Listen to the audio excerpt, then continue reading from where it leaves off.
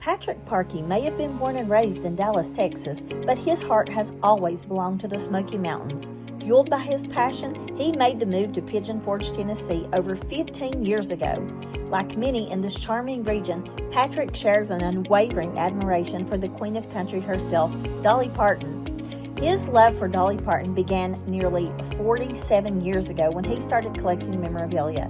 Today, his collection has grown to become the largest privately owned collection of Dolly Parton memorabilia in the world, valued at almost $2 million. Partric has graciously opened his home up to me, offering a glimpse into his extraordinary archives.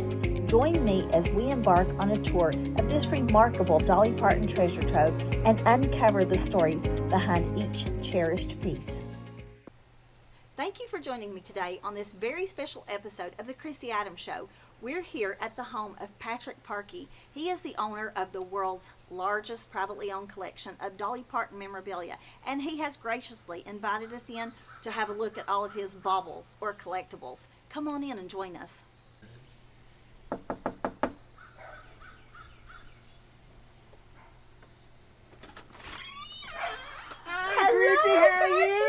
How are you? I'm wonderful. You're here and Yeah. to here to see Miss Dolly. Yes, we are here to see you and Dolly and Here Harold. is your and ticket to the Ultimate Dolly Collection. Oh, thank you so much, Patrick. That's I your love entry it. pass. I love it. I Can't love come it. in unless you have it. Look, oh yeah, I understand that. Yeah, so Come on in. Thank you so much for inviting me here today. I You're really very appreciate welcome. it. So, are you ready to start? I'm always ready to show Let's Dolly. go. Let's go. All right.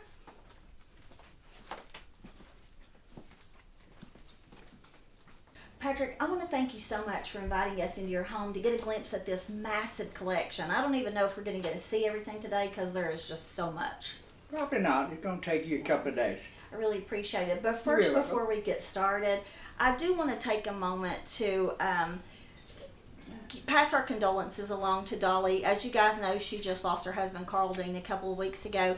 And Patrick and I certainly know, having lost spouses, how difficult it is and what a hard time it is. So we're just praying for God to give her strength and grace and comfort to get through this hard time, because it really is a hard time for her, and we love her, and we just want her to just be comforted in this time. So send your prayers and thoughts to Dolly. So Patrick, this is a day I've been waiting on for over a month now. Yes, you have. I have been like so excited about this because you know I love Dolly. Who doesn't? That's we all correct. love Dolly, right? That's right. Listen, if you don't love Dolly, you're not my friend. You can't be my friend if you don't love Dolly. That's true. I understand that. That's the truth. So my first question to you is probably what everybody else is wondering. What prompted you to start collecting Dolly memorabilia? Well, I started over 40 years ago, but it started back with watching her, on the Porter Wagner show, black and white TV. That was a Saturday night thing.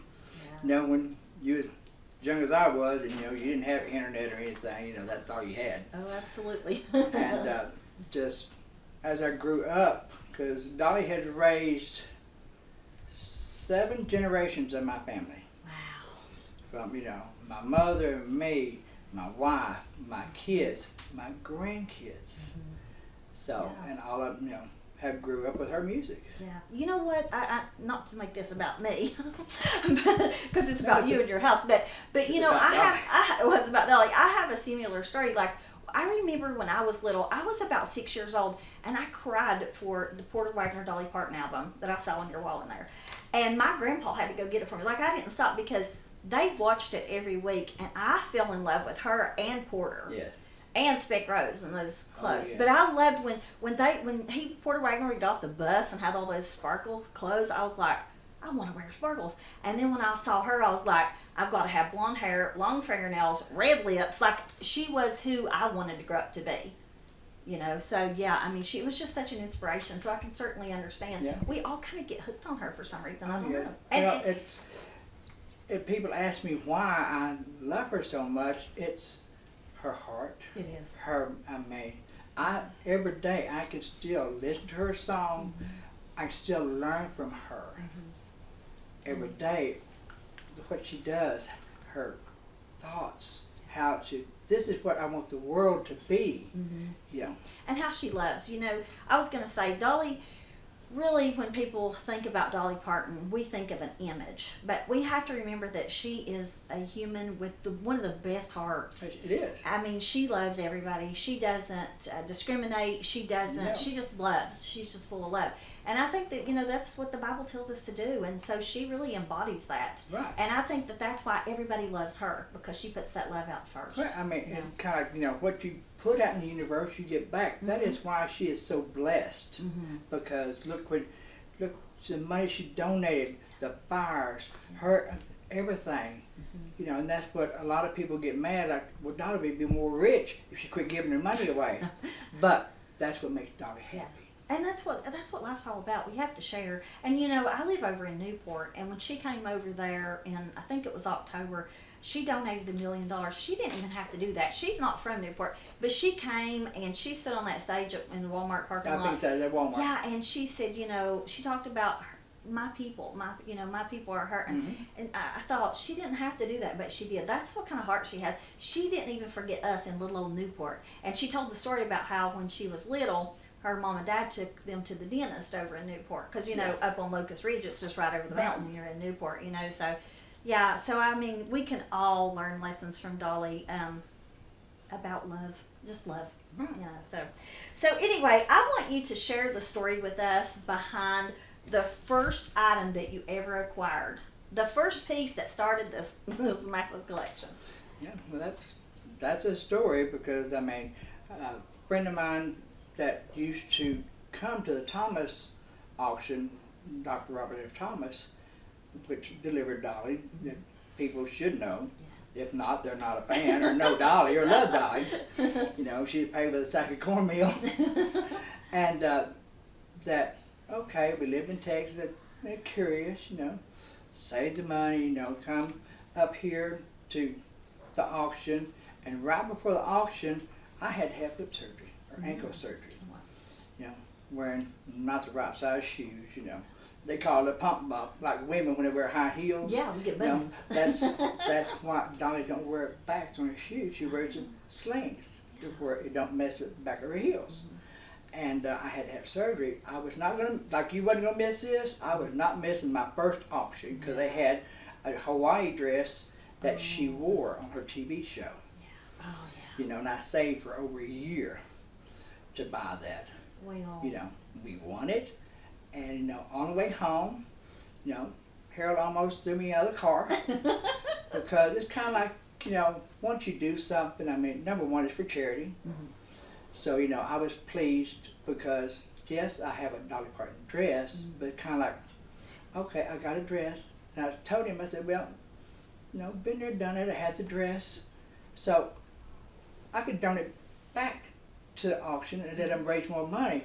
And he's saying, I'll throw you out of the car. Yeah, of course, yeah. But it does make you feel good because everything, like we talked about, she is such a philanthropist. And so to be able to buy her items, the money's going to a good cause. Oh, yes. I mean, it really is, so it's like this big circle of love, It is. So the Hawaii dress was your first item, right, Yes, in ma'am. the collection. Now we're going to see that later, right? Yes, ma'am. In just a little while. Okay, good. You're going to be seeing some things, not all things. Not everything, because some things you got to keep to yourself, right? Well, no, it's just so much. You figure the top floor of the whole house is over 55 mannequins. Wow. And the top level of my house is just almost 3 floors of 1,000 square feet. Wow. So you figure the top floor is where her bedroom suite is and everything, and the majority of her clothes, 2 bedrooms, and 2 bathrooms. Yes, she's in the bathroom. Yeah, she really is, y'all. She's in the bathroom. I just went there and put lip gloss on, and she's everywhere. But we love it. I don't think I would, I can't imagine. When we were growing up, my sister had Duran Duran all over the walls of the house. But I haven't heard that name in years. I would much rather have Dolly. Dolly. So how did you go from one piece 40-some years ago to your home really looks like a museum? I mean, how did you, I guess it's taken 40-some years, but yes. But did you And a whole lot of money. And a whole lot of money, yeah. But did you have the thought with this one piece I'm going to have like a museum, No, or was it there just? was not no thought process or anything. You know, I used to collect antiques, Lucille Ball, and crystals, as you can see, crystals, chandeliers in the house. And then, you know, this makes the third house in 40 years Dolly has outgrown. Wow. I have more Dolly in my house than I have furniture. That's okay. I just now got a dining room table back that I haven't had in 20 years because of Dolly. Yeah, because of that case back there, which is absolutely stunning. That is gorgeous. All that stuff back there, those dolls and stuff. I love that. So the porcelain dolls in there is what Harold made. Wow. And because the red, white, and blue one is kind of like, he has the talent. He can just like take a one hair paintbrush and just draw. So I can't do that. I can't draw stick people and make them look good.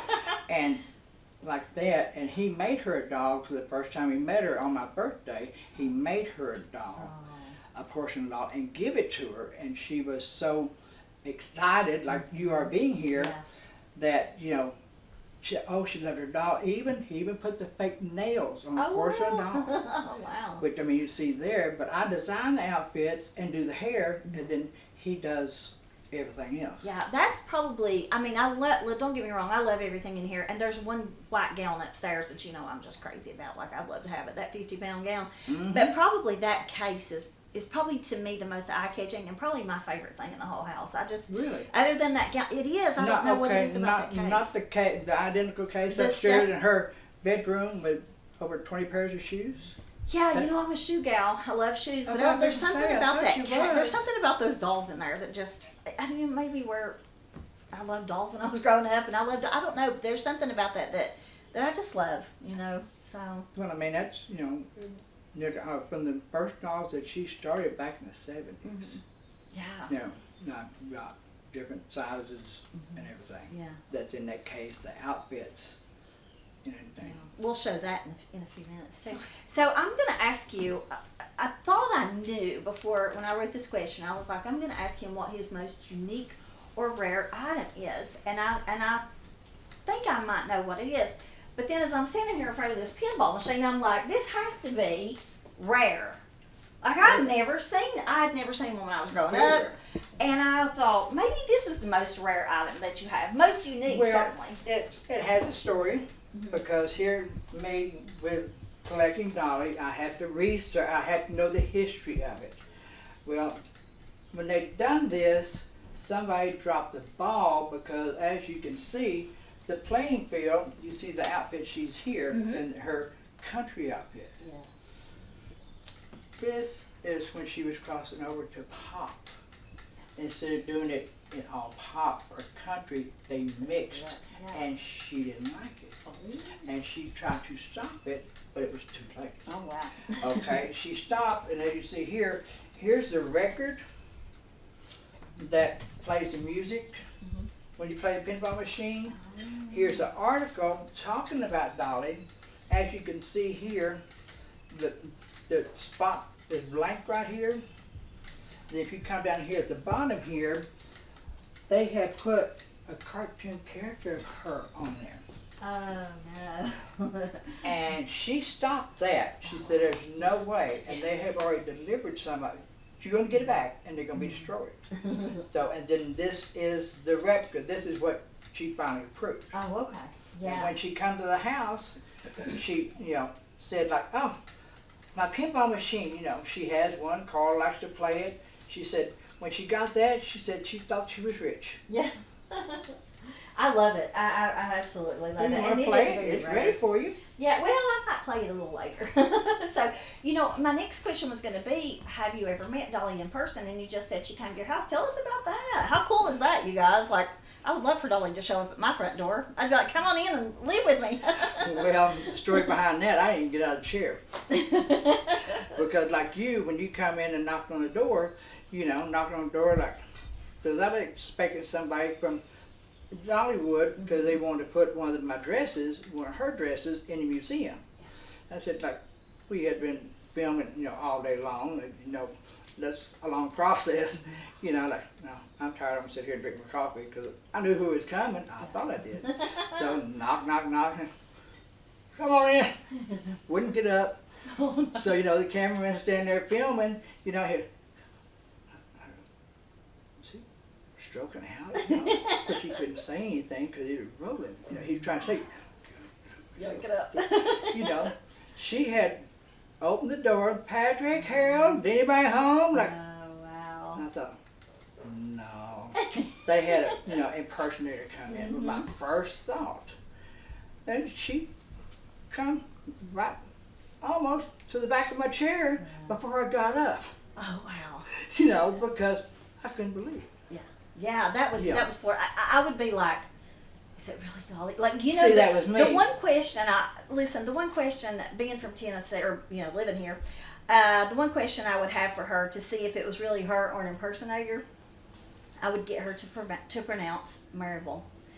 Because if she says Maryville, I know she's really a Tennessean. But if she says Maryville, that's an impersonator. So that would be my test. Is it really you, Dolly? Say, how do you pronounce Maryville? And she'll say Maryville. It's really her. So, but anyway, that's great. And I did see your sign out front that said Dolly stopped here, or what does it say, Dolly? That's when she visited. Yeah, so that's pretty cool too. 2012. Yeah. Listen, not many people can say Dolly Parton came to my house. That's true. And so that's very special. Oh, it's very special because when everything was said and done, the producer and everything, said, we need to step outside because, I got emotional, and I broke down. I'll be honest, grown men cry. Yeah. And when it comes with Dolly, she can make me cry quicker than anybody. Yeah, just listen to her songs. Yeah, which we talked about that her song about Carl. Yeah, oh gosh, yes, that song about Carl. Man, when I heard that the other day, I cried. I mean, like I said, we've both been through losing spouses, and so it touched me like that. But then to know that and you could hear the emotion in her voice. Yes. And to know that what she's facing, it's hard. It's hard when you lose your spouse. And to know what she's facing, I just feel, empathy for her and just send up lots of prayers for her. So, but, we've been there, and we're still going through. Mine is, almost 30 years. Wow. And I still miss her. Yeah. Even the anniversary, all birthday, I still go through that. So, Yeah, I'm 9 months out from mine, and so I wrote in my journal last night, and I was like, life does go on. It does go on. We still have to get up, and we have to go on. And Dolly inspired me yesterday by showing up at Dollywood. I was like, you know what? Well, and when she did media, she said, Carl would want her to keep working. He would. So, because he was really her biggest fan. He was invisible, but he was her biggest fan. And like she says in the song, the whole reason that she is who she is today. So I was, as I look around, I'm like, how in the world do you find pieces for sale? Like, do you know people that know people? Do you have websites you go on? How do you find Dolly Parton stuff for sale? No, I have a couple of friends. The last dress I just got, I had to really sweet talk my banker. I love that. So now I just call, hey, how much, Partric? Yeah. I said, it's for a good cause. Yeah. I know. And that, I don't know how people do. I'm not a computer whiz or whatever, but some people will have their computer set up, anything Dolly Parton, it pops up, Wow. here. And I have two of them. Every time there's an auction or somebody selling, here, and they send me a link like, oh, okay. And my friend Brian, I said, can I have your social security number? He goes, why do you have my social security number? I said, I need to claim you as a dependent because you're spending my money I don't have. I love that. So you do have people that help you be on the lookout? Because I don't, it's nothing I've asked. They do it because they know you love it. And they know what I have because my friend Ryan, because when the banjo come up for auction, it's banjo, But it was an Applejack banjo that she took on tour. Yeah. Okay, I was more into club, the fashion, because Dolly is a fashion icon. And he said, you've got to have it. With everything you're getting, you've got to have it in your collection. I have it. Yeah, we're going to see that too, y'all. Listen, we're going to see so much. There is so much here to see that, I was here about, a month ago or so. We were here for like 2 hours, I think, me and my friends, Sharon and Dorsey, and we didn't even scratch the surface of what there is to say. But I was wondering, what has been the most challenging item that you have obtained, and what was the journey that it took to get that? You just mentioned your banker, like, hey, banker, I need some money.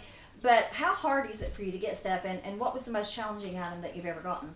Well, I think the most challenging thing would be the bedroom suit. Yeah. Because whenever they first they started it, we was the last people I won an auction to spend the night in her apartment.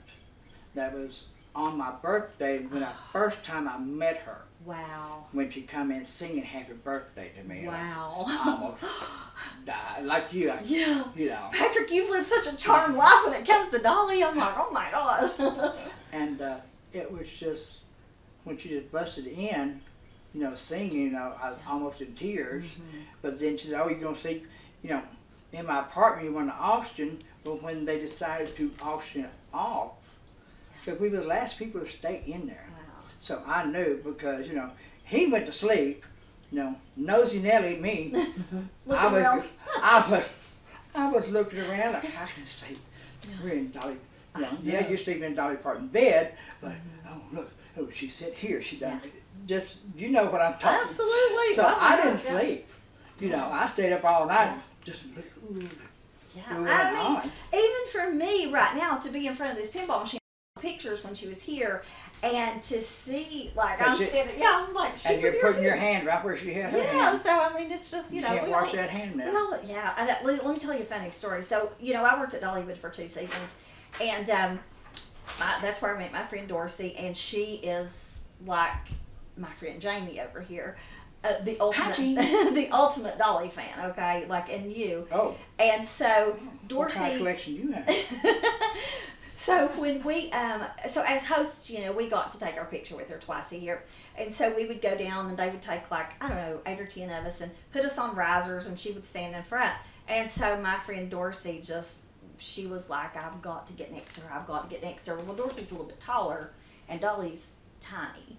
So she had to be in the front. And then I'm only 5'1", so I figured, I was like, I'm probably going to be either beside her or right behind her, which I was. I was like off to the side and behind.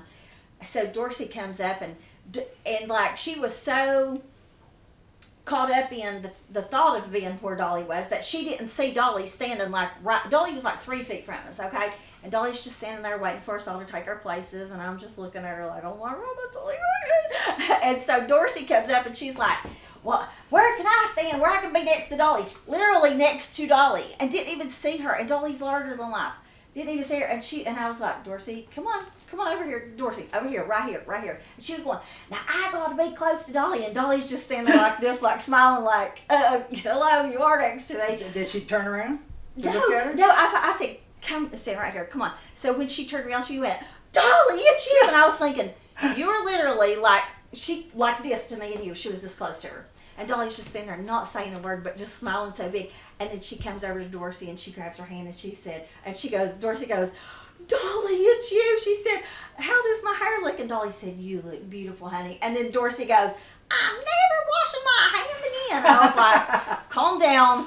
Don't, calm down. Like, let's try to act like we're not like, losing our minds here. But anyway, that was so sweet of her. Do. Yeah, we do. Yeah, absolutely. It was taking everything in me not to go like, and then, in the beginning, the first time, I told Harold, like, you're talking to her like this, she'd be talking, and I caught myself, I would literally cut her off while she'd talk, like, oh my God, that's just rude. Yeah. I'm sorry. Yeah, like, I just can't tell you, but I can't imagine. Like, listen, I'm gonna like just put it out in the universe right now. Dolly, walk through the door while I'm here. Wouldn't that be great? You don't even have to knock like she did. Yeah, you don't even have to knock, Dolly. We know she's in town. We know she's over at the park. So yeah. So what is your favorite piece of? I know. Listen, I'm sure it's like kids. If you got more than one kid, you're like, well, I can't really say what my favorite piece is. But if you had to choose, so let's say they were like, Partric, somebody come in and said, I'm going to give you $100 million for all this stuff, but you get to keep one piece. What would be that one piece that you get to keep, that you would keep? Probably your favorite. The White Rhinestone. That guy. Oh my gosh. Because I've actually had a guy that lived in New York offered me $10,000 for it. Oh, wow. Because he collects dead designers' clothes, well known. But Tony Chase does, Wow. and you know, like I told you, it's 50 pounds. Yeah. You know, matching boots and everything. So what makes that so significant for you? What is it about that dress? Because like for me, when I saw it that day, I like started glitter crying. and stones. Yeah. Well, you know, when I was here a month ago and I saw it, and I walked around, oh my God! Oh my God! I told you she wanted to play that. I was like, Dolly, is that you? Wow. Okay. Blooper reel. We'll leave that in. That was funny. Yeah, I was like, I touched something. But so when I walked up on that gown that day, I literally started crying. I did. Really? Yeah, I did. I mean, I had to, and I don't know why, but it's just so beautiful. And then to just think like Dolly wore this. I don't even know what she wore it in. What was Concert. Oh wow. And it's gorgeous, and I can't wait for y'all to see it because there's just something special about that gown. And then you've got her wigs, her actual wigs, you all like her wigs. Oh, so yes. yeah, you've got I things that. I have a surprise for you. Oh, I like Well, I would tell you not to cry, but you probably will. I probably will. Knowing me, Patrick, listen. But I know we just. Yeah. I'm not going to give that away. Yeah, but you know what? That's going to have to wait till next week because we are out of time for this episode. Already? It has flew by, you guys, and Wow. we literally just started. So anyway, Patrick, listen, thank you again for inviting us in, and y'all stay tuned to next week because next week it's going to be like you're going to get to see everything. So yeah, but thank you guys. Yeah, next week. So thank you guys for joining me today. I know you have loved it so far, and tune in again next week at the same time, you know, to get another glimpse of some more stuff. And remember to always dream big because big dreams do come true.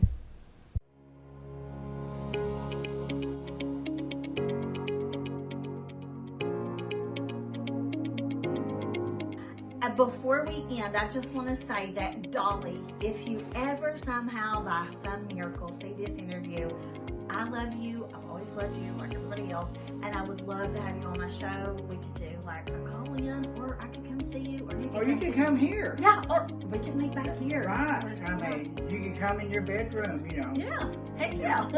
So anyway, it's an open invitation to you, Dolly, to come on my show, the Christy Show on East Tennessee TV. We love you, Dolly. Love you.